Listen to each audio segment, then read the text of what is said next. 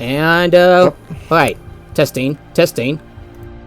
Alright, great. Welcome and hello and, welcome back to Play and Talk. This week we're gonna play Apex Legends. I'm Ronnoc and this is Shadowhawk, because Shadowhawk is an awesome name. Thank you. Yeah, very nice to be here again. Yeah, when was the last we played it last week, right?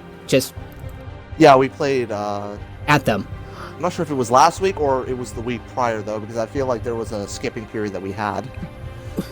Well, regardless, yeah, it's just always, just a fun little thing to always do these ones. Yeah, and there's been an update. Oh yeah, which update is that? I'm sorry, what? Oh yeah, we should get ready. There's quite a lot to talk about. Oh, certainly. Yeah, the very first thing on mind is the Aladdin live-action movie. I'm kind of surprised it did relatively well. I wasn't surprised that it did financially well. It's just I'm really not seeing it just because of the principle of it, because it still, for me, carries with it the implication that regardless of how good an animated movie is, it's not at its truest form unless it is in live action. At least that's the message it gives me, though, when things like that happen, because they're already masterpieces and things that anyone is already going to know about. So to basically go and insist that it has to be in live action is something that, to me, only comes into what you do, unless like you feel that it's still imperfect or hasn't reached what it could have been. Yeah, I haven't seen the movie yet, but I laughed at the part of the trailer where the genie summons the prince, and the prince often just say, "Hey, y'all seen my palace?" We will defeat all of our enemies. I mean, from what I've seen, though, it's just that so far the reactions have been, even though they've been mixed, it's more mixed on the more positive end of it. From what I've seen, people mainly have been praising, can't remember her name, the woman who plays Jasmine, right? in the movie. I can't remember the actress's name, but I know that she's getting a lot of praise for it. Will Smith, people are saying, is surprisingly great as the genie, because apparently people said that at least in the moments when he isn't forced to basically reenact the famous moments of Robin Williams' take on it, and says otherwise when he's allowed to be him, he does it really well. This might be a good place to land. So I would say, hey, if that's the case, good for it. Yeah. It's just for me, I would say if it comes to the movies, definitely try to go and see instead a movie called Booksmart that came out recently. Just fantastic movie. I already saw it. I'm already going to no doubt see it again. Probably sometime next week though when I'm off. And it's just an utterly fantastic movie, surprisingly great, especially for Olivia Wilde's very first directorial debut. Ooh. So for me, I'm very happy. What's that it Booksmart turned out about? so well. I actually never. It's about two high school girls who who have always been constantly in school, but then there comes the revelation that a lot of the really jockey kids were going to four colleges or was going to be nothing special. Turns out that all those college kids, shit, I'm already down because this person already found a gun. Basically, what happened is that she ends up finding out that those kids that she took for idiots are also going to very high level colleges, and both of the girls feel like they missed out on a lot. Because they ended up putting all their time going to school, but they themselves were not going in. So that's why they end up spending the entire night trying to go to a specific person's party, so at least before graduation, they can say they did something. And definitely for going on there, there's a lot of really funny things there. So in other words, high school hijinks, right? I'm sorry for interrupting, but yeah, basically... sort of like that.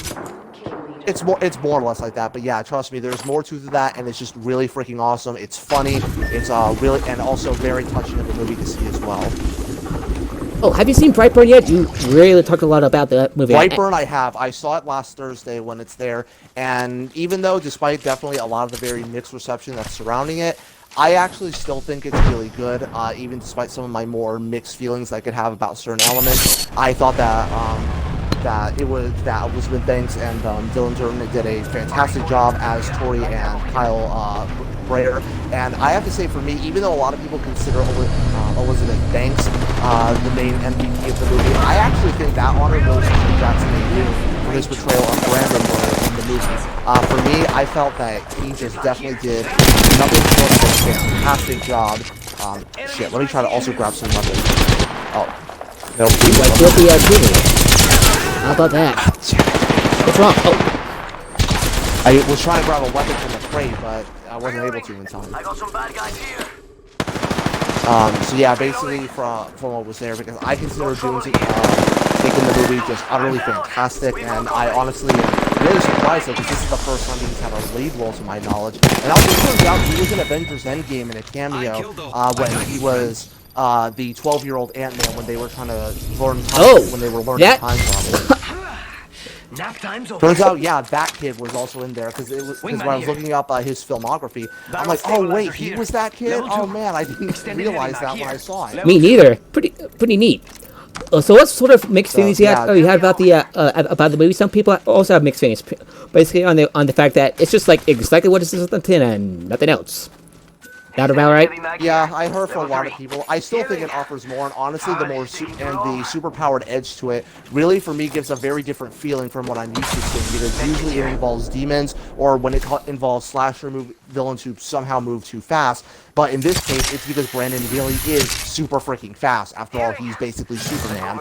And so from doing that, it gives the abilities a very different kind of edge to it, and definitely unleashed way more gruesome kills than I thought it was, though. Like a scene in the movie where, if there was only one thing I would say, and honestly, despite the marketing, for one of the reasons that the marketing was just terrible around the movie, and this was just the biggest offender of it, it gave way too much away of everything that was there. I mean, I would say for Marvel movies, the trailer spoiled way too much of what happened. Alright, where's the fellow that tried to shoot you? Ow. Whoa! Ow! Longer than we able to find the guns. Dude, just... Yeah, finally, just fucking kill me. And me! So yeah. Speaking of movies, speaking of movies. So I would say if you're fine with watching horror movies, and I would say keep in mind this movie will definitely be more graphic than you may anticipate it being. So I would say keep that in mind. Yeah. But I would say otherwise, I would still suggest giving it a watch. And honestly, even if I didn't like this movie, I would still be saying you should go watch it anyway.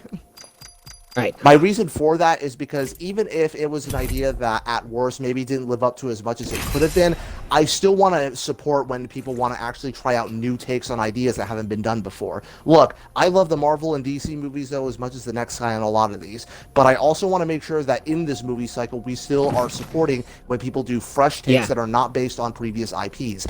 And that's why for me on Brightburn it's something that I would just much prefer to do. Even if the movies end up disappointing us, or maybe if they're outright bad, the important thing is that directors and other people were actually trying to do these. Yeah. Because if we end up punishing them and just only support the movies that we end up liking, then that means that all we're going to end up seeing is, okay, which franchises have we not tapped in yet, or which ones can we just keep going until eventually people get sick of it. And I'd rather it not be the moviescape that's for that. So that's why for me, I ended up saying that if there's two movies I would say to support right now in theaters, it would be Brightburn and Booksmart for that. Because Aladdin's already made its fortune at the box office, so that I already knew it was inevitable it was going to. But definitely, let's try to make sure that we can support the smaller movies as well. Again, even if they end up not being good though, and even though I liked Brightburn, I know I would be saying this even if I thought it was a bad movie. But if there's one surprising thing I would say around Brightburn, it's refreshing to actually see the detractors against it not speak in hyperbole and actually be like, oh wow, I actually see what you're saying there. Actually, I can see why you feel that way. Instead of hearing the normal hyperbolic things on worst movie of 2019. No, it wasn't. No. Thank God that nobody was saying that. The worst thing to happen about a superhero ever. Thank God, and none of that bullshit about how it disgraced Superman in some way. I mean, definitely very thankful that it's like, wow, none of the hyperbole. People actually sound reasonable with their critiques of the movie. Man, that's refreshing. Yeah.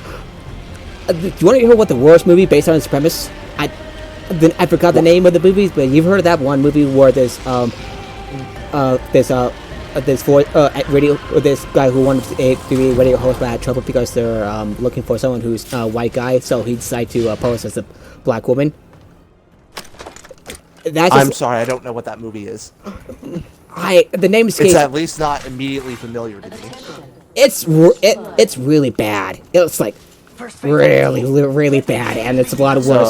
So, I would still say from all of that, But I would say on Brightburn for that last one is that if there's one thing that worries me was in that mid-credit scene. I'm gonna say this anyway because I don't really think anyone cares if I mention this. Yeah. But in the mid-credit scene, after the whole, I mean, this shouldn't really be a spoiler. It's kind of something you would guess. After Brandon ends up killing both Kyle and Tori Brayer, his adoptive parents, then it's revealed in the mid-credit scene that he's basically just causing a shitload of trouble in Brightburn, Kansas, and the news media nicknames him Brightburn. A guy played by Michael Rooker, yes, the actor who played Yondu in the Marvel movies, he actually ends up playing a sort of Alex Jones-esque parody where, aside from mentioning about, for the kid of Brightburn, that there are other superpowered creatures that are out there as well. One that's mentioned of a half-man, half-sea creature who's wrecking ships in the South China Sea, and one woman who goes and compels people to tell the truth by choking them with rope. Can't imagine what that's referring to. Yeah.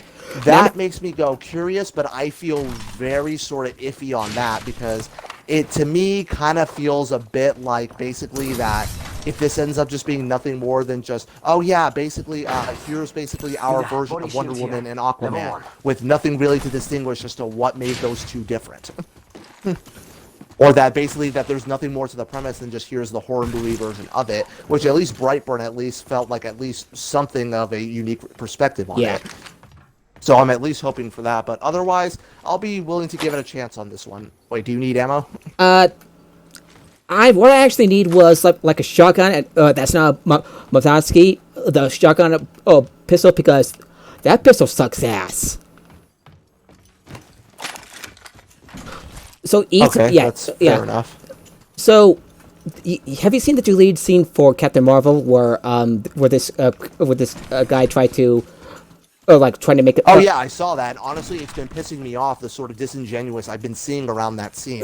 There was a guy who, on those comments that you liked on me not too long ago, like, yeah, for this guy who was actually trying to frame the person in the scene as if he was just this innocent guy who was just trying to help her and maybe just kind of hitting on her a little bit. No, like, for one, there is no scenario you ever tell a woman, hey, can you just smile for me? It's condescending as fuck, and there is no woman who will listen to you say that, especially on a first impression, who will not just want to go, dude, get the fuck away, you're just really annoying me right now. There is not a scenario where that's going to happen. And the fact that he's trying to frame it as that and trying to say, women like men, that's true. That doesn't mean that A, they like every guy who talks to them, and B, doesn't mean that they're just down to fuck with any guy who just wants to go, who seems interested. And third, again, women do not exactly like it when guys go in and try to issue what is effectively a command. And two, even after she lifts the newspaper up and pushes it down, you under no circumstances do that either. Okay, maybe not. And these assholes, and these assholes called her a villain. Yeah. It's like, I know, because there are only two scenarios of, like, say, the pushing the newspaper, or in the case of a modern-day setting, like pushing a book down on someone, or maybe taking a headphone out, is either if they're a child and they're ignoring you, so you're trying to get their attention, or B, if it's a partner who's just really, where you're trying to discuss a problem and they're just constantly ignoring, so that they could just actually go and listen. Yeah, but it's just... outside of those two scenarios, you never do that to someone, especially you never do that to someone who you don't even know. And the fact that he was trying to make it frame as, oh yeah, it was just pretty innocent. No, that's not. He knew what he was doing. If the guy who, the guy who played the creepy guy, the guy who played the actor who played the creepy guy, said that, like, no, the guy's a creep. Just no. I mean, it doesn't really require a genius to figure, oh, wow, that's pretty creepy behavior. I mean, that should come across as obvious to anyone. So that's why, for me, in that comments, as you saw there, I just called him an idiot because there is no way I can take any of his comments and think he was being sincere with me. I am is he getting more than happy clowned? to discuss Please, someone, please tell me he's getting clowned. You know, like... He's basically being clowned, basically. So that's why I'm from listening to all of that. It's that I cannot for the life of me, because I am more than happy to talk to someone about even a scene I disagree with or whatever, but the main rule for me is you have to demonstrate you're acting out of good faith and it feels sincere.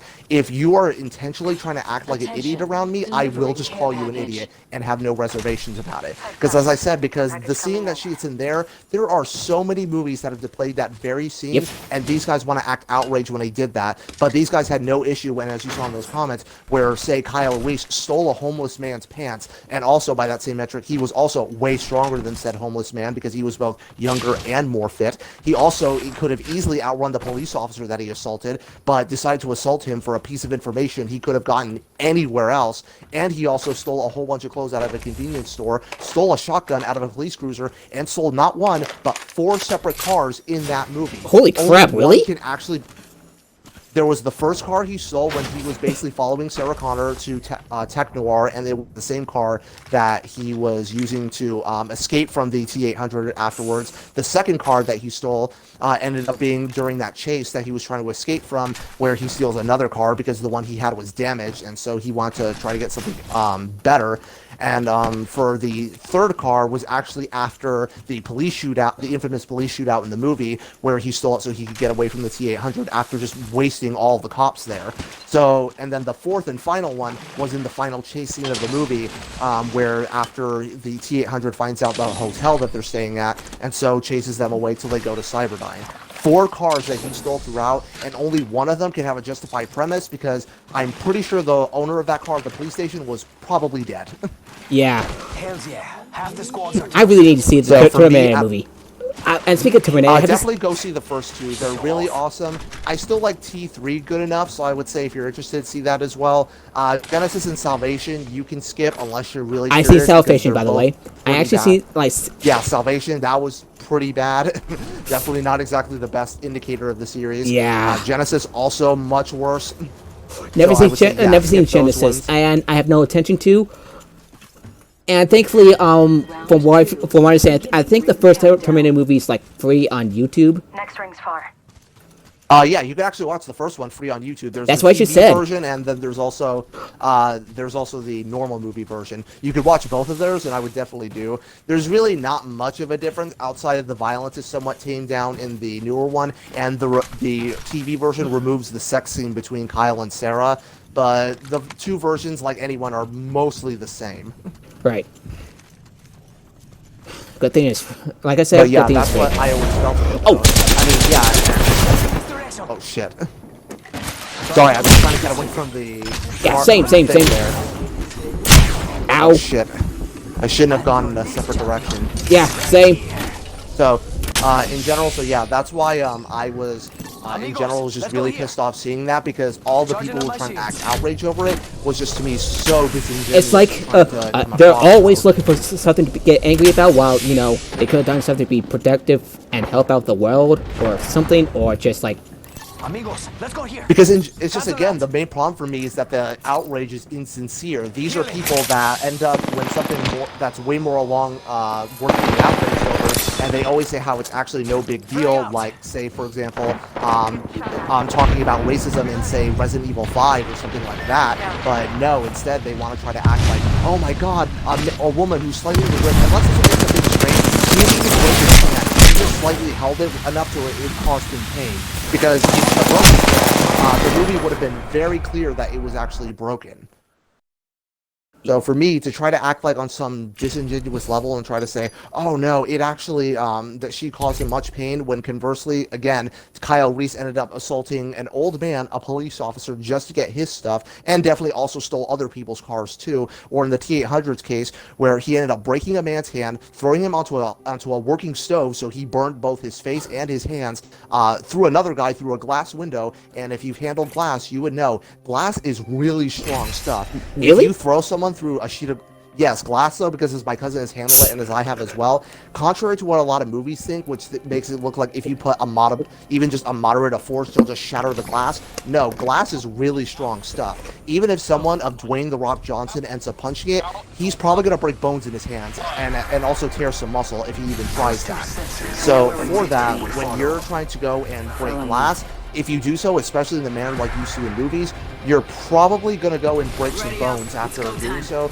Or if you don't break bones, you're just going to be in a lot of pain, and you'll probably want to see a doctor afterwards. Yeah. And so he ended up throwing a guy through not only the window in the bar, but also hitting the front mirror of the car, mainly just the wipers on there. And so then another Sorry to interrupt, but did you hear that? Did you hear someone What? making a weird noni noise, or is that just me? Oh, that was I think that was my grandma in the background. And also a guy who tried to stab him twisted his arm, broke it, and stabbed him in the left shoulder plate. And somehow wants to then say that after doing much worse, that, oh yeah, it's so bad that she ended up slightly twisting his arm. Slightly? So again, it's just always disingenuous. Let's land here. Cancel that. Okay, right. Not for me this time. I've actually So seen again, though, like for I've seen any more movies besides telling you Endgame, Shazam, Captain Marvel. Get ready. Moving on. So yeah, it's just honestly been getting real worked up for me though, because it kind of for me goes into this thing that a lot of guys, though, especially these ones who are often the more conservative anti-SJW types, who really want to try to act like anything a man does around the woman only has the best of intentions, when history shows a lot of guys don't.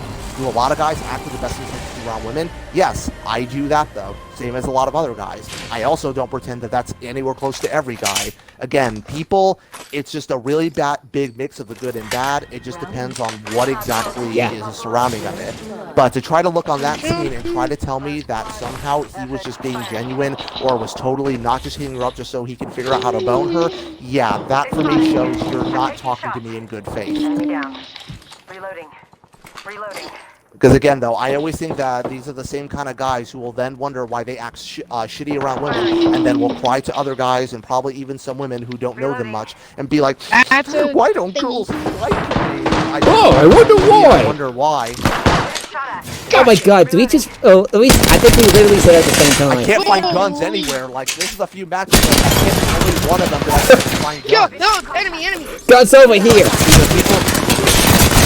Well, they already took all the guns.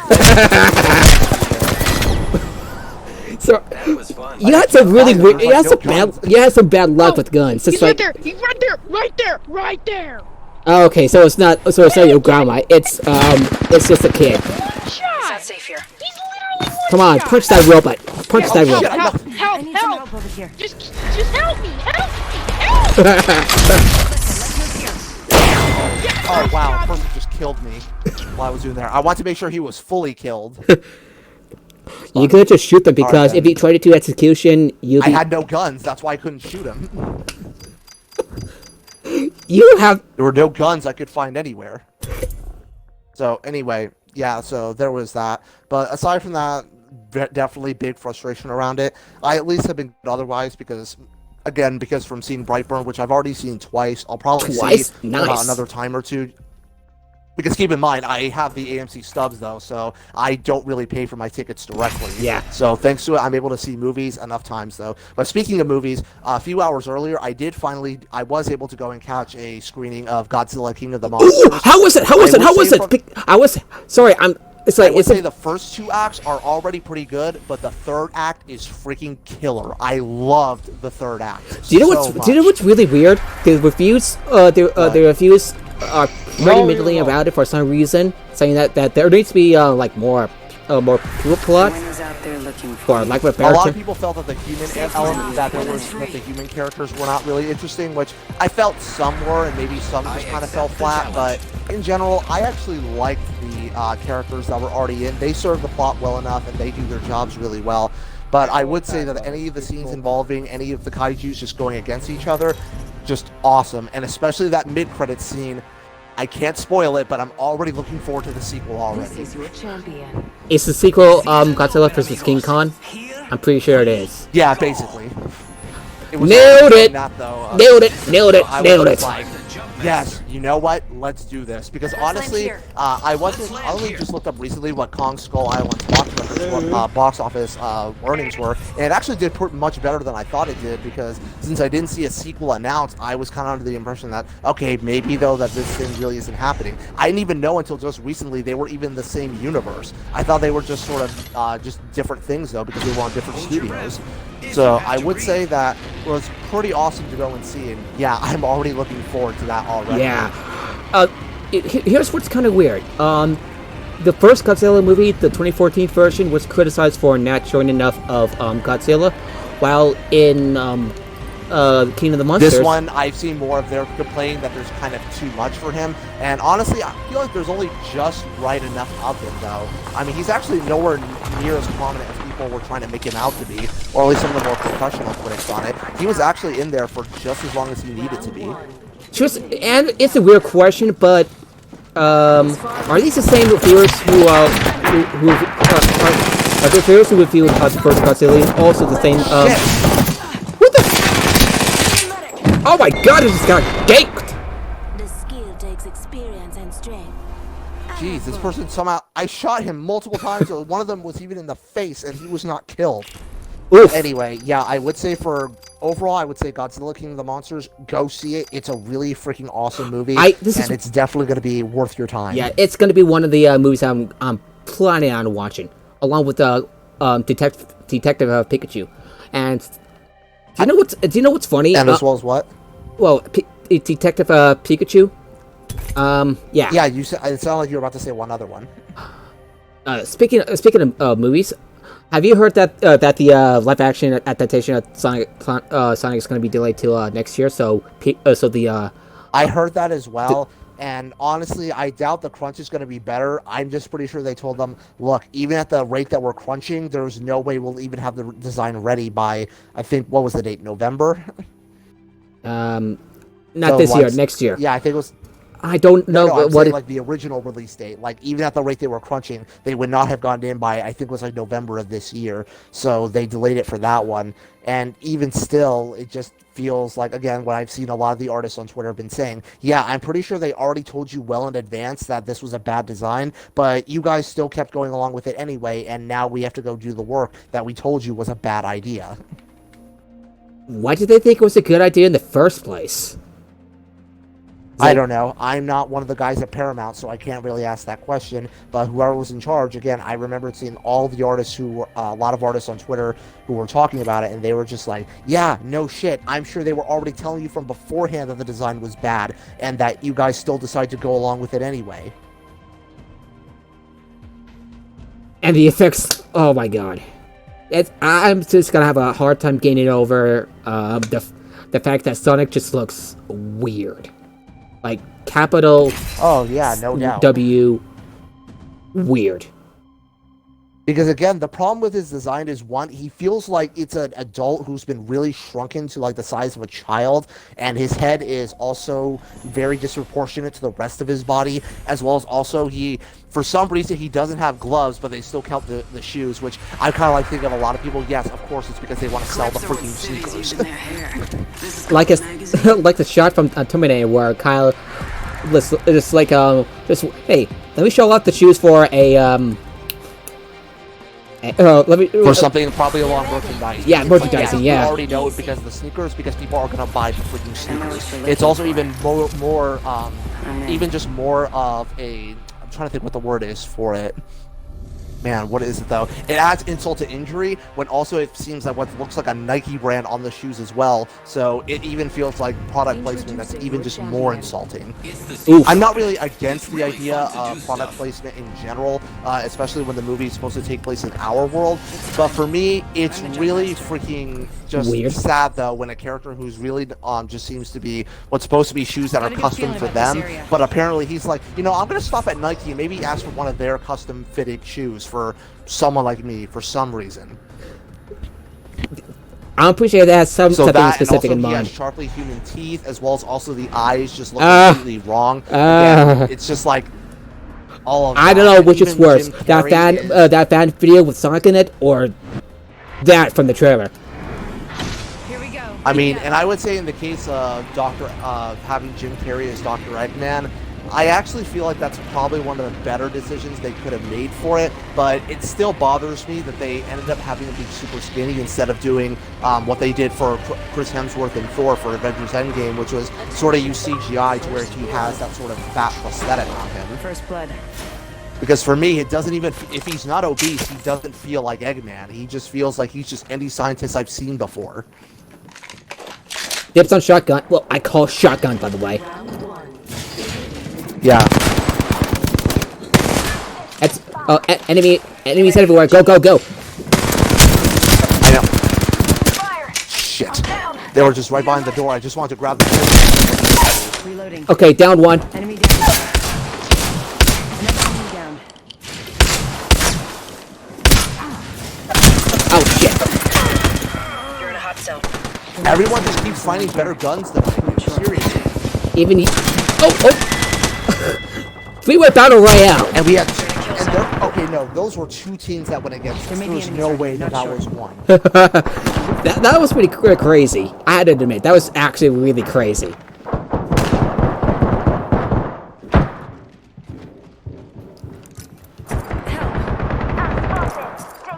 But you gotta admit, that was fun. Oh, have you heard about what's going on at like things like E3 and stuff? I heard that the Avengers game is finally going to be revealed. Finally, I am so surprised that looking forward to it. This long for an Avengers game in the a Marvel game set specifically in the MCU to happen. Sure, in the during the MCU's reign in the movies, we've had games like Spider-Man games. We've had at least one Ultimate Alliance game when it was out. I think like during very early Phase 1 MCU, things like that. But we never had a Marvel game that was explicitly set within the MCU. Hey, is it actually set? Wait a minute. You said it's set in the MCU universe? I haven't heard of that. Yes, it actually is a game that specifically from it is set within the MCU. Really? It's not just a Marvel game that they're using for. I had to look that's set in the MCU specifically. I had to look it up. It's like that's crazy. That is really crazy. So yeah, I would say like for me, that's just definitely the thing that was just for me a sort of like wow, it took like this long for someone to make a game like this. I mean, I'm happy to see it. It just feels like weird that no one did it sooner. Okay, Marvel Avengers game. There's not many details about it, but looking on it, it's pretty obvious that it's meant to be set in there, rather than just being a Marvel game that exists. How would it exactly fit in the Marvel Cinematic Universe? That's gonna be... I'm pretty sure they could fit it in somehow, because just because there are 4 Avengers movies doesn't mean that's the only time the Avengers ever gathered. It's just probably their maybe some of their bigger exploits, or just only the main 4 that the filmmakers thought to see. Because I highly doubt that the Attack of New York, Ultron's rise, and then obviously the events of Civil War and Thanos' whole thing were the only times the Avengers ever got together. Pretty sure there was more to it. Yeah. Have you seen the Death Stranding trailer yet? Which trailer? Death Stranding, the one with I haven't seen that one yet because I don't have a PlayStation 4, so I kind of feel like seeing it as is would be probably a game that even if I were excited myself over, would feel kind of bad too because I don't own one, so it's not like I'd be able to play the game. But at least when people are saying, though, at least people who are already fans of them think it's going to be really awesome. Yeah. So I'm like, hey, glad that everyone's focusing on that. So hopefully it does good because I really would like to see Kojima be able to see what he does while really running his own studio. I mean, the guy's super smart, so I'm pretty sure he knows what he's doing. Yeah. The thing that the thing that made me raise my eyebrows on the names like Deadman, 2 women named Mama and Fairchild. Okay. Oh, trust me, with Kojima, he was never subtle with what he wants his characters to be named as. Whether it was calling his characters Zero or Paramedic, Sigint, Big Boss, Solid Snake, it was always something that was really on the nose. Weird question, are they code names? Are they code names? They sound like code names. Good luck. Typically they are. In Kojima's history, usually people always go by code names rather than their real names. There are exceptions, like say Kazuhiro Miller from Metal Gear Solid Peace Walker and 5, where that actually is his real name. But yeah, usually he has people go by their code names, and here and there, and he may reveal what their actual names are, but in some cases, like say Laughing Octopus or Sniper Wolf or some of the other Foxhound or Dead Cell members, where we don't actually know what their actual names are, but usually they are just code names, not their actual ones. Right. And it's always because it was more to symbolize what they actually mean rather than what they actually are, like Fortune from Metal Gear Solid 2, because her fortune mainly is that she wasn't able to die. Anything that tried to, she would always be able to survive. So that's why she was ended up named that. Yo, you're the jump master. Sorry. Oh yeah, shit. Hey, anything you're looking forward to at E3, by the way? I'm looking forward to being surprised. What about you? I'm not.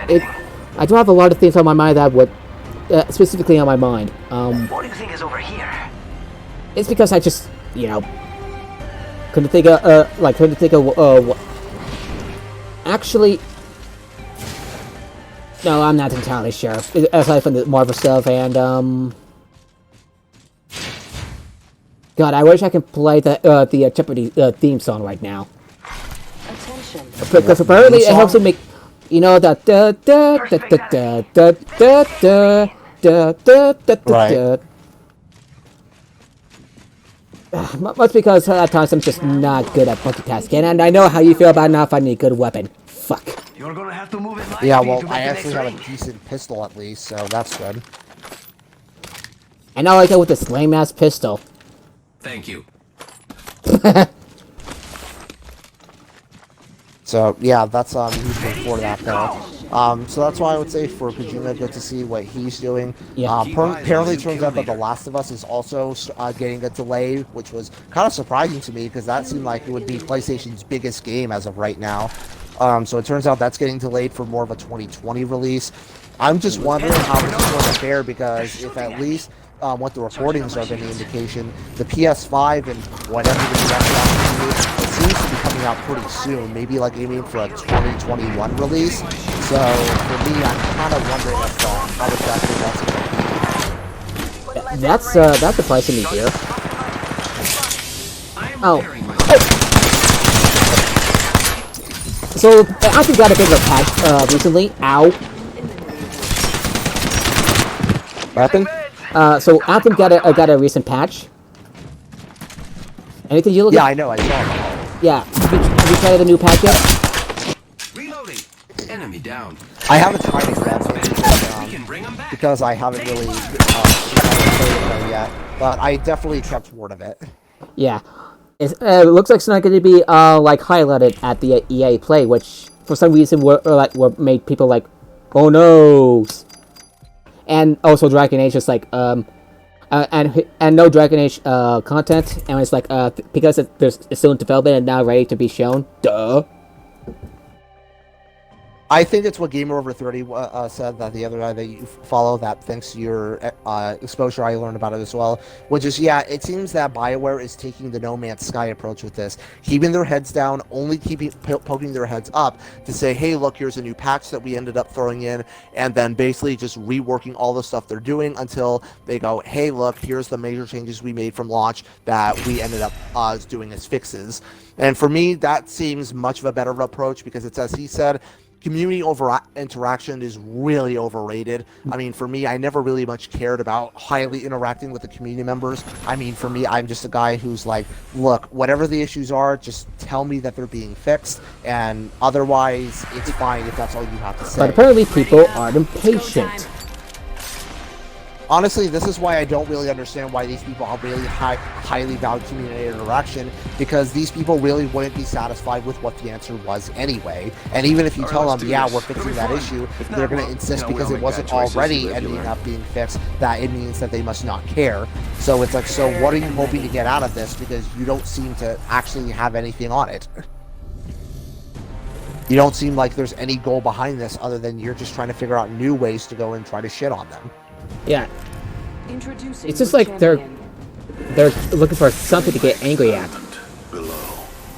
Do you remember? I mean, it would never shock me for that to be the reason, because a lot of people often find reasons to be angry over something. But even still, it just feels just a big waste of time, though. It for me feels much in the same way about people bitching whenever in Battlefront 2 when a patch that they're trying to talk about or new community transmissions for it and trying to be like, oh my god, when is it? When is it? Even when they're just posting a very banal pic of like, oh man, here's this activity that I'm doing, and it's like, guys, you can wait just to do so. Occupy yourselves. Do anything that other than just bother them over questions that you've answered a billion times over. Yeah. It's like, I mean, literally, that's what I've always done for the longest time. If I'm waiting for an update or news on what the new update, like say Ben Walk and Jay Ingram or the community managers are really hyping up for June, so it's like, okay, well, until I learn more about it, I'll keep myself occupied. I'll play Battlefront 2. I'll play 76, or in this case, I'll play Apex. I'll go to the movies. I'll hang out with friends. I'll do anything that just keeps me occupied until then. It's really not that hard for me. So, it's like there's burned levels, or like burned levels, or whatever. It's like I have to ask him, like, could someone tell me why people are still like? There are like still Forbes articles that seems to be really, really fixated on Anthem for some really weird reason. Making contact with enemy. I can't really speak for what their reasons are for it, but usually it's often more so for, I guess, because the person really just has a care for what exactly happens with it.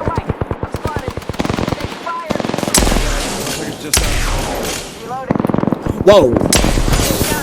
Oh, yeah, I put some damage on him, but not enough. Shit, guy in your top right, top behind you. Got the banner. Time to get moving. Ah, shit. Well, I was gonna be a dead man walking anyway. Do you know what really surprised me? It's rumored that you know the studio behind like the Divinity original Sin games?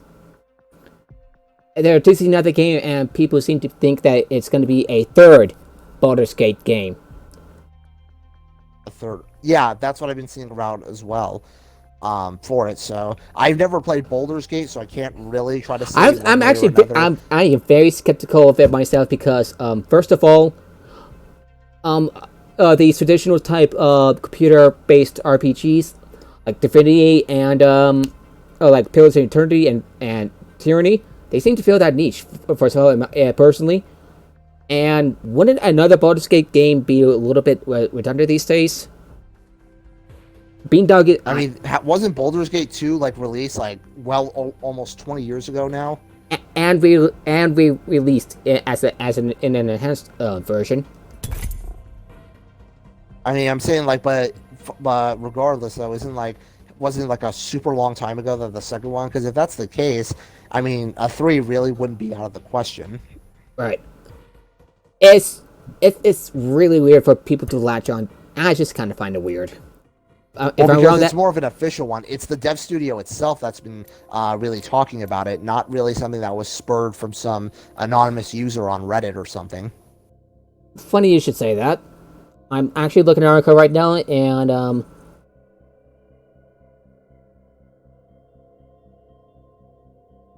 it says that a member of the RPG Codex forums, pretty bad place, launch story, posted that the Larian founder and CEO Swin Finko had acquired the Baldur's Gate license.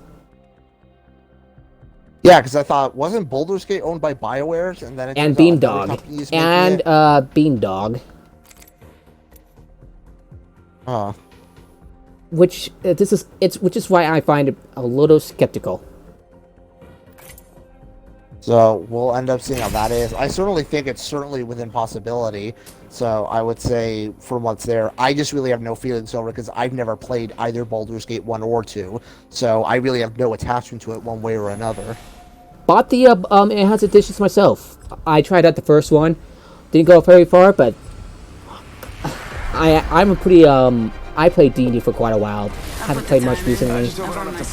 My brother has he's in the campaign with a friend base via Discord. I've put the time in. I've earned my stripes. Okay. I should let you know. I think we're Alright, well that's certainly at least good to know. I guess yeah. I'll go look it up though and see sort of what the craze was around it. Yeah, I'm a little confused myself, and what's also a little bit confusing though is it's about Exposure was just like make Solo 2. I was a little confused, just like, huh?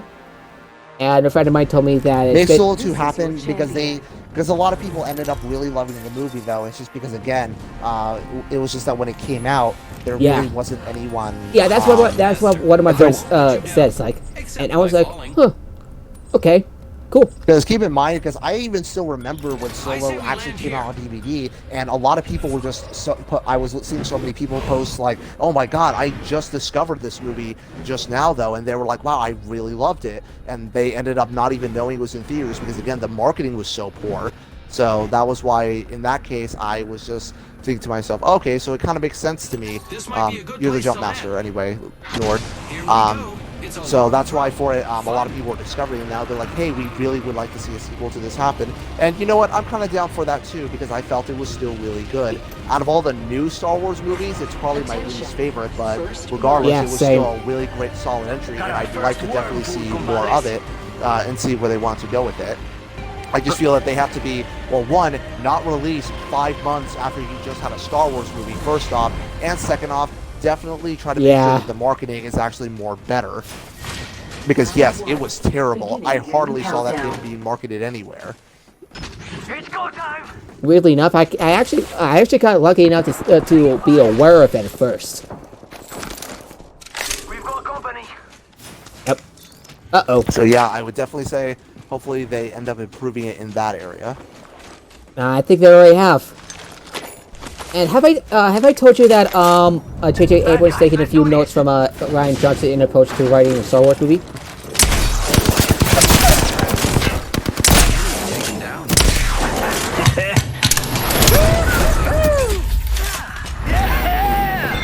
Nice.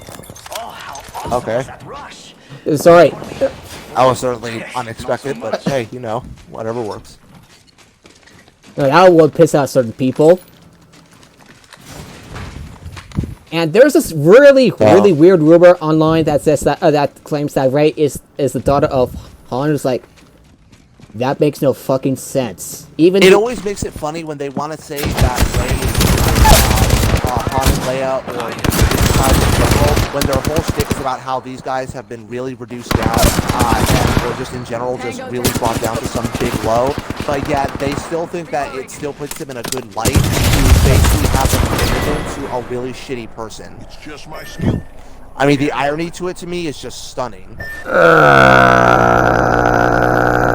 it's like, how can you possibly talk about these people who are really degraded and somehow just really disrespected, but you think it totally doesn't further that disrespect to say, oh yeah, you're a child of mine and I left you abandoned on this planet because reasons.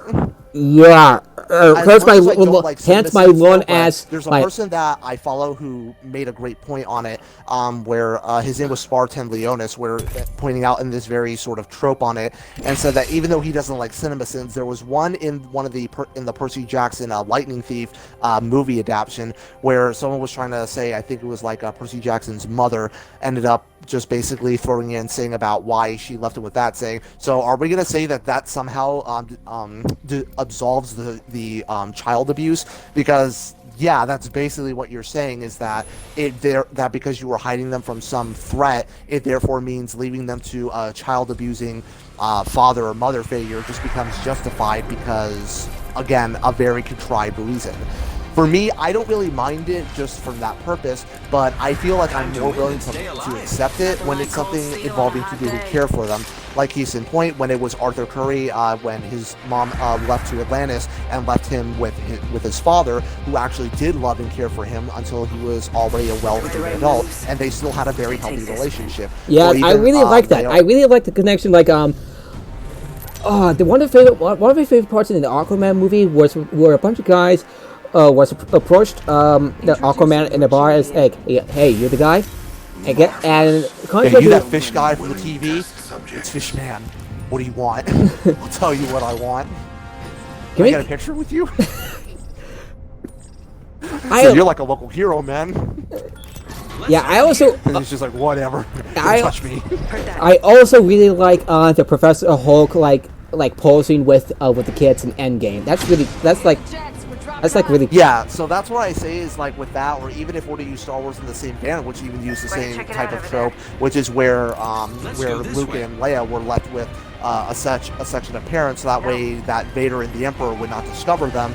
But at least they were left with people that Obi-Wan, Yoda, and obviously Bail, because he adopted Leia, made sure that they were with people who loved and cared for them and gave them very good lives. In the case of Leia, she ended up following the career of her father as a politician. So honestly, she was still loved by Bail and his wife. She loved them back. She had a very healthy relationship with them. Or in the case of Luke, he still had an aunt and uncle where even if his uncle was still maybe more on the more cynical and maybe a bit on the more grumpy side, there was still no question that Uncle Owen still loved Luke as his own child, just that he didn't want him just doing the same things that his father did. Yeah, some of the things Where that... his was out of concern rather than anything malicious. Wait. So I would say I'm not against the hide the child from some super big evil thing, but for me it becomes a problem when you try to use that as an excuse for, oh yeah, I totally abandoned you to this abusive father or parent figure in general, and so therefore it doesn't hide I hid you from. Well, it doesn't sound like their upbringing would have been any worse. It just looks like you just exchanged one hell for another. Why does Dumbledore and Hagrid think that was a good idea to leave Harry to the Dursleys? I only watched only 3 of the Potter movies, so I don't really know much about them because last I watched, I was like so many years ago, I'd have to probably rewatch them to see them there. But yeah, generally I kept the gist that the parents were apparently really abusive to him. Yeah. And that was a head-scratching thing to me, like, why was he left with his parents? Oh, to leave them away from But I'm just like, but he basically just gave them one hell instead of another. Yeah. Were they... I forget, did they ever explain? To the best of my knowledge, no, they never did. Again, from what I've been able to see, they basically never really have it answered. Just, oh yeah, we left him there, and then his parents were just really shitty to Harry. So again, his uncle and aunt. But yeah. Yeah. So that's what I meant to say, though. I guess I should have said guardians because I knew they weren't his parents, but I sort of just say that on instinct when I refer to people who are raising a child.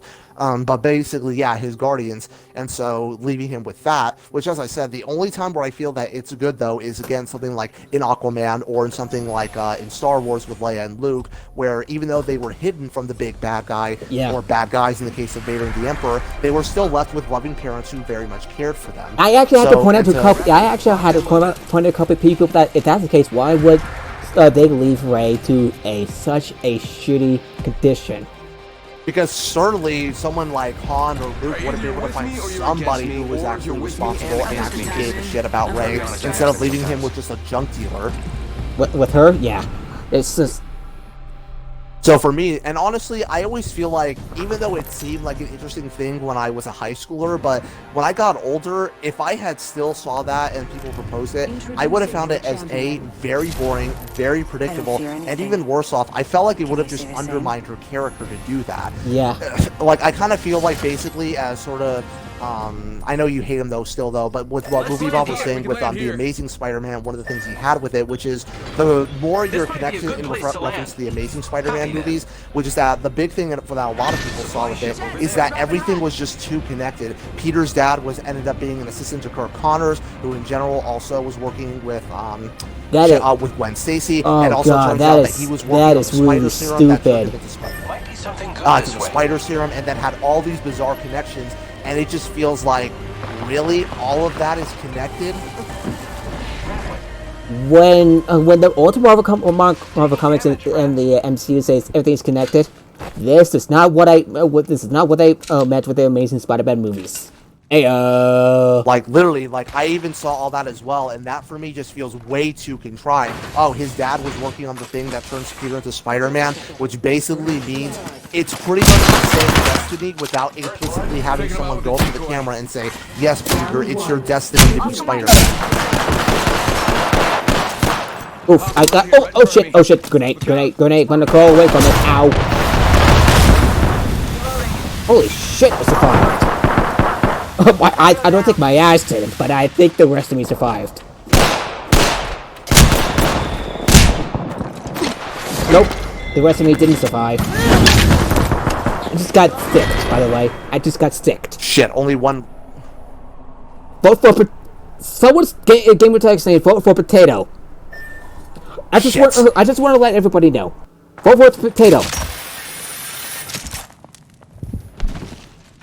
So So oh anyway, my god, so really? That's what I was saying for things like back to Star Wars on that one. That's what I basically felt the same for Rey, though, is that if she ended up being connected to one of the main characters, I felt like it would have just undermined her, because now instead of turning her from a complex three-dimensional character who comes to her own right, it just then becomes, oh yeah, she's just a child of the guy who you already saw 3 movies over. Like, that's really boring.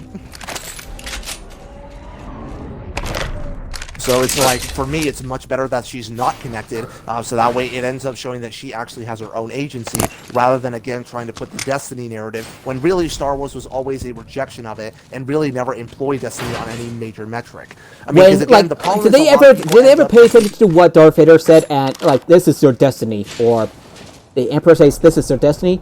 This is our chance to recover our friend. And then, yeah, and then he ends up rejecting it, all of that. And even the prequels were meant to be a giant refutation of that Destiny paradigm, of that Destiny prophecy whole thing, where the entire film, where all 3 films, they always talk about prophecy and how Anakin Skywalker is the chosen one, and the prophecy says that he'll return balance to the Force, and that got all the Rasses killed, where the central message could be summed up for the prequels as, don't listen to big dumb prophecies. And here's what I like about like everyone's approach to Destiny. It's like a if-then logical thing. Like, if this happened, then the next thing will happen.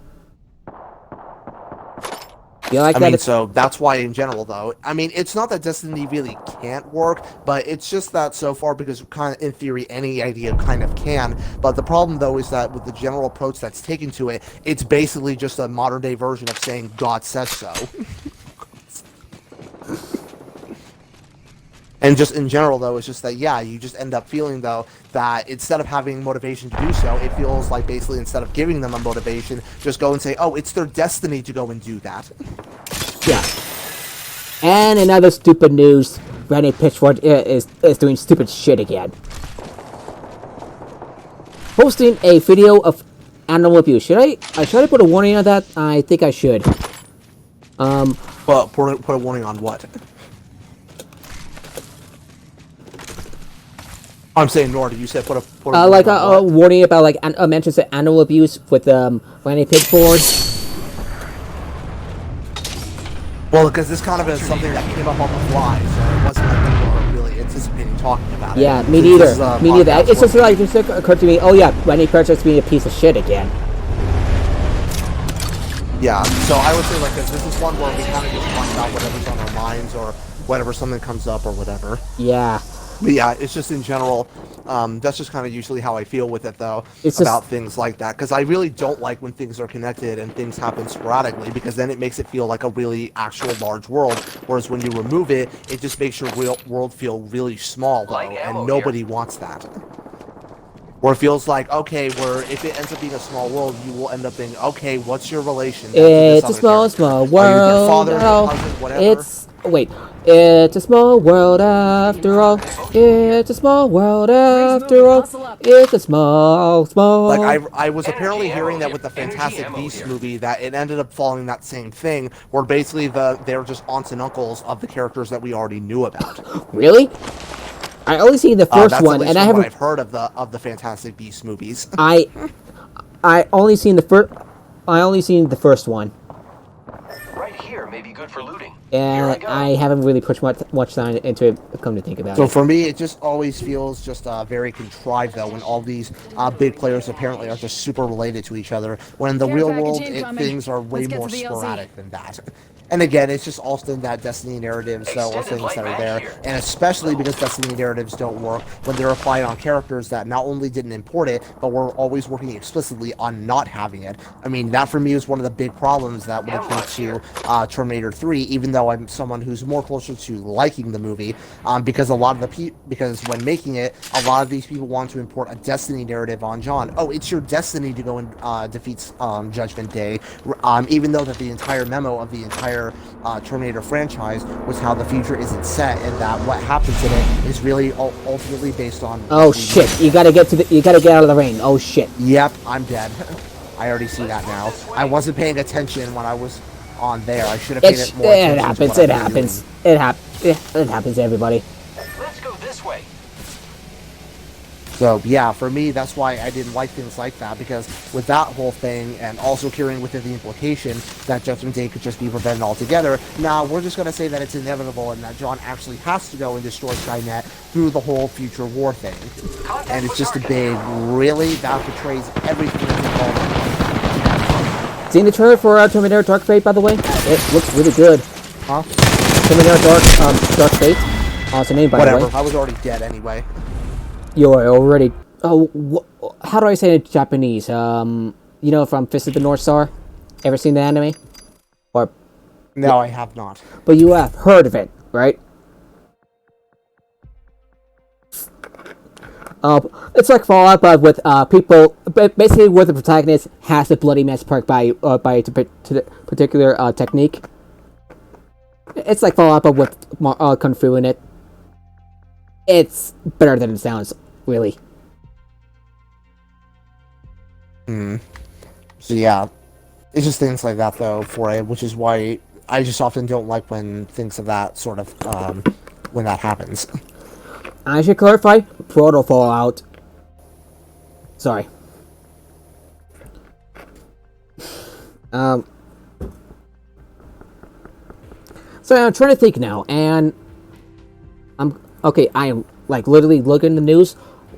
Oh yeah, a few weeks ago, when the Game Dev Union had decided to contact the developers of Quantum Extreme to bring more light into the allegations of abuse and a toxic environment at the studio. I'm honestly not really sure on that because I don't really keep up on it though. But certainly interesting to hear. Yeah. Do you have Mortal Kombat 11, by the way? There's going to be a DLC review for it. No, I don't, though, because again, the earliest I'm going to probably be getting that game is probably in July, because I need to save up money just so I can make sure that my funds are good, because that vacation I was on, oh man, that really drained me out. Created for this. I can imagine. Wait, Super Smash Brothers has a VR mode? That's interesting. Oh, speaking of virtual reality, have you heard of a game series called Five Nights at Freddy's? Of course I have. There's a VR entry there's like a VR version of the games. It doesn't shock me that there would be. I mean, when it comes to VR, everyone basically always wants to try to go on that craze, but still. Yeah, actually it looks pretty good. Of course, I subscribe to Markiplier, so yeah. I do recommend Markiplier if you're interested in watching his stuff. I mean, Markiplier, he seems like a cool guy. Yep. Probably not the content I would watch regularly, but he seems cool. Yeah, he is. Unlike Pro Jared. Unlike Pro Jared, Markiplier is pretty clean. It's just unfortunate that it seems that anytime big YouTube stars end up getting in, I mean, it's kind of a given for me that when it comes to news media, they're always going to focus on, especially when someone's more in opposition, kind of, to them, is that they're going to mainly focus when there's really big fuck-ups there. But I would say that for YouTube, even though I probably end up seeing a lot of more negative things on it, though, I still think that there's a lot of good things, too. A lot of big content creators who I've come to know and see, who I really like, though, who really managed to get platforms on it. I mean, yeah, and unfortunately, because whenever... Get inside this room. Ow. I'm getting my... They're shooting at my robo ass. They look at it, and they're shooting at it. And yes, that's the same as I just said. So, yeah, I was dead. So try to let that sink in. I was about to grab the shotgun, but then that guy ended up beating me to it by just a few seconds. Actually, I think it was more like closer to a second.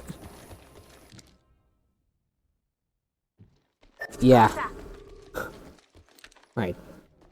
Here. So, the second Layers of Fear game just came out. It's basically, instead of like being an artist, you're an actor.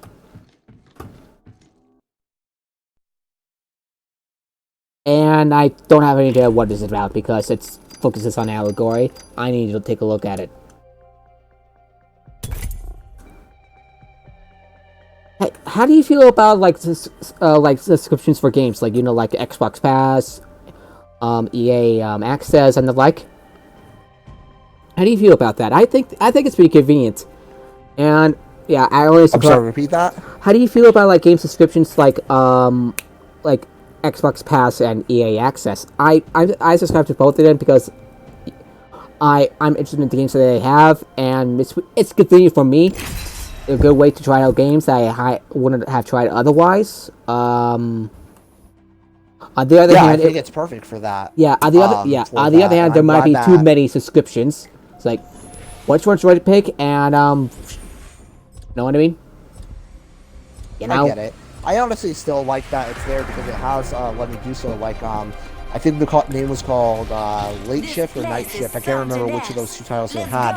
It's sort of like an interactive sort of movie kind of thing that was there, and I actually really enjoyed it. I played it at a friend's house, and she had Game Pass, and it was just Late Shift. Yeah, that's what it was. And it was a really fun game to be able to play, though, even if it sort of acts more like an interactive movie. And it was just really fun to it. Live action, like interactive movies. And it's good? Yeah, that's what it is. Think of it sort of like Telltale's gameplay, but instead of it being like with animated people, it's with actual living people. It's with someone that's it's done in the style of a movie. Yep, I know what I played one of those before. Seen like Buffett's play The Bunker and stuff. I say we land here. Oh, by the way, you're the Jump Master. That, and it was certainly really good. Obviously, there was Zoom 2016 that also let me try that I was really enjoying and even bought the game for it. And just in general, yeah, it's just a really, it's just a really why is our Pathfinder going way off? If they die, I don't know. it's a lot on of them. these guys always want to jump solo, which I always say, look, dude, you're not going to be able to handle this on your own. This isn't PUBG, where it's all about every man for himself. I swear these people are dumb. But they don't do these because they still try to play these games like it's PUBG, even though it's not. Or Call of Duty's Blackout. Yeah. Hang on my way. Okay, it's gonna be so close to punching that guy out, but he grabbed the one gun that was before I could. Hi there. Ah, shit. Oh, yeah, shit. I really am sorry. Damn it. No, you're good. I wish you could rotate the camera around so you can see what's behind my back. Ow. Just like right now.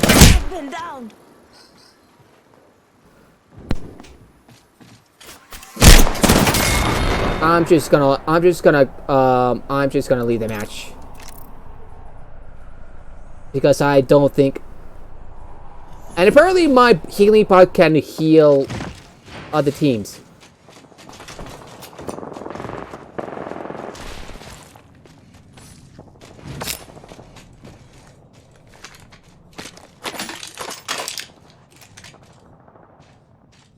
Hey, do you want to leave the match and go for another one? Give me just a second. I have to go take out the trash though, because apparently, wait, it says that no one's even out yet, or there's one teammate there. I'm just like apparently he has my banner that he can recover. That's because I just left. Ugh, oh boy. All right. Fortnite? Fort? Nah. You here, by the way? Yeah, I'm still here. I'm just watching for now. Yeah, so apparently, Rage 2 didn't do so well, both critically and... Ooh, Doom is, no, on, Game Pass. Nice! Wait, which game didn't do well? Rage 2. Yeah, I've been reading on that too, though. I never really played the first or second Rage, but nevertheless, it still, for me, feels very... Still sucks, though, because I'm sure they worked really hard on that, and I would always prefer, though, that it succeeds rather than fails. Yeah, it's like a... oof. Been hearing a bit about this, the latest Call of Duty game? Yeah, I honestly feel though that it actually would be interesting to see because I obviously like most others love the first and second Modern Warfare. I still think the third one was a satisfying, if still very iffy, conclusion to the whole thing. But for that, I would say it was certainly some of the best that it had to offer, and I'd be down to see what they have for the reboot. I just still find it really stupid that a lot of people are my respawn timed out, who are trying to act like that somehow calling it just Call of Duty Modern Warfare is how will people know the difference, dude? How can you say that when there's literally a game called Doom made in 2016 that And was Mortal nobody had Kombat in issues with? 2011. That was just called Mortal Kombat. Nobody was ever confused when you said God of War as to whether you meant the original or the sort of sequel to it that people were referring. Nor were you confused when Square Enix just called their rebooted first game Tomb Raider. Yeah. I'm pretty sure if people weren't confused by that, I'm pretty sure they're not going to be confused by this game being called Modern Warfare. Well, know that Game of Thrones it's pretty much over with the finale and all, and people are kind of pissed. Yeah. Yeah. Jesus. Um, I I haven't seen the show. I'm not really too invested in it, but since people react to it, and well, I kind of care about people. It it really is sad that people get so worked up with when and condemn the creators for it. So it's like it's because it's disappointing. It doesn't mean that you should demonize them. And Yeah. All right. Well, give me a second. I have to go take out the trash, and I'll be just right back. That's awesome. I'll be taking a look at the stuff.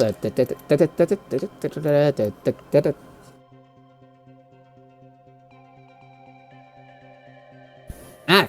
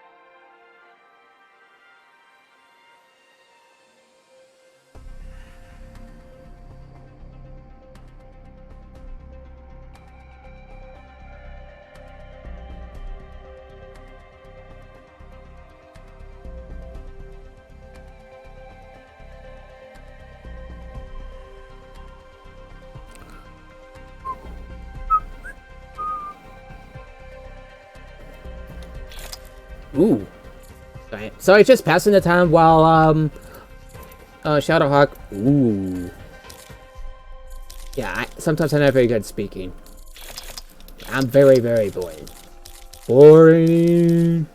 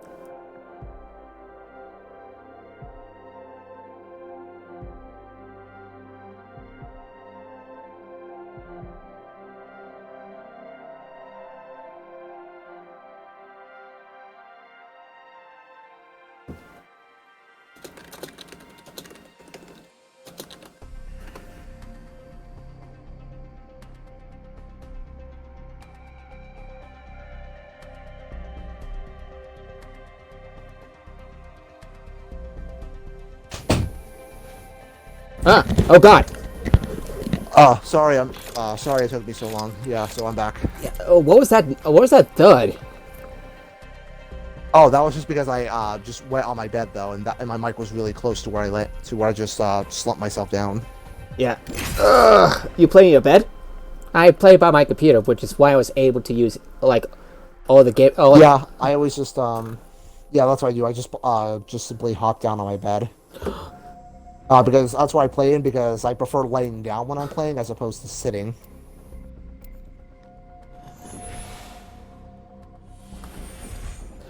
Random question. So, speaking of Mortal Kombat, who is your favorite character? I think I asked before, but I kind of forgot.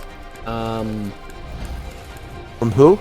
Favorite Mortal Kombat you play in the past couple games? We all make bad choices. Wait, I'm sorry. Repeat that. Hey, what was your characters in the game we're talking? What was your favorite character you play as in the Mortal Kombat games? At least the recent ones. In the recent ones, it was probably either Raiden or Sub-Zero as my mains. Okay, now I remember. And I talked about this before, but when I first played Mortal Kombat X at one of the local gaming cons, I seem to be doing a pretty good job as Jason. Well, that's good at least. Yeah. Alright, I think I'm gonna probably make this the last game for me, and then just call it a night at that one. Yeah, it's been great. Ah, crap. We're gonna land in a populated area. This is, oh my god, this is gonna get ugly. Whoop, this game might... definitely. This game might be a little... No. Everyone's going there. Turn away. We are going to be so slaughtered. Oh, shit. Dude, why? You never do that. No. Oh, God. Okay, screw this being the last game. We're gonna go on an actual serious last game on the next one. Dude, you're such a freaking idiot. Why did he do that? No. You never do that. And especially you went to a place like this, I was guaranteed to have weapons scattered all around. Oh my god. I took care of it, don't worry. Idiots. Okay, at least I got some more out of it, and this shitty ass shotgun pistol. You know what? Fuck, I got a shitty ass. And they disconnected, of course. They fucking disconnected. Tango near me. I need help. I'm getting fucking slaughtered here. Oh my god. Yeah, we're doing one more game from that. This guy was so freaking stupid, and he led us right into the freaking middle of a whole bunch of people. Yeah, that's... Okay, keep me about...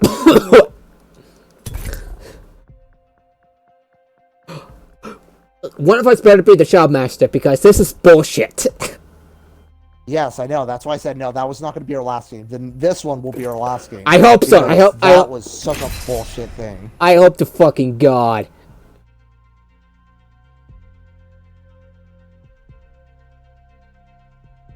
Ooh, there's... Oh. Don't know if anyone listens to Arkansas, but there's a flood going on. Just reading some people in a channel.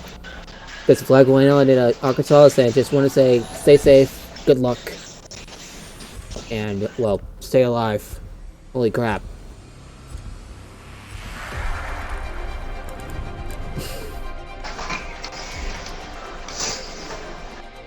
Anyway, on the bright side, there's a remaster. There's gonna be a remastered version of What's the matter? I cannot wait to win this match, friend. There's gonna be a remastered version of the Ghostbusters game. Sorry, the sudden chat from one of our teammates seemed to throw me off a little. Well, threw me off. Even though... Can you hear me? Right. Yeah, I can hear you. Sorry, I was just reading something though that something on Twitter though. What did you read? Might be news. Someone who was just talking about someone saying about how Batman being fascist, and so she says she always rolls her eyes on that, and so it was just coming from there. saying before someone linked a video on there, and usually when someone leaves me a YouTube video, I don't watch it because usually they make the sort of points I expect them 100% to make, and said that basically he wasn't, obviously because from the stuff that in the Nolan films though, which definitely carried some, definitely more iffy on the more social commentary thing. Yeah. And so usually it's just when people want that spectrum. And it's just like, yeah, dude, it was just one filmmaker who ended up going there, which, yeah, basically just feels like a love letter to the Patriot Act, but, whatever. Might be unintended. It's one of those we didn't think things through.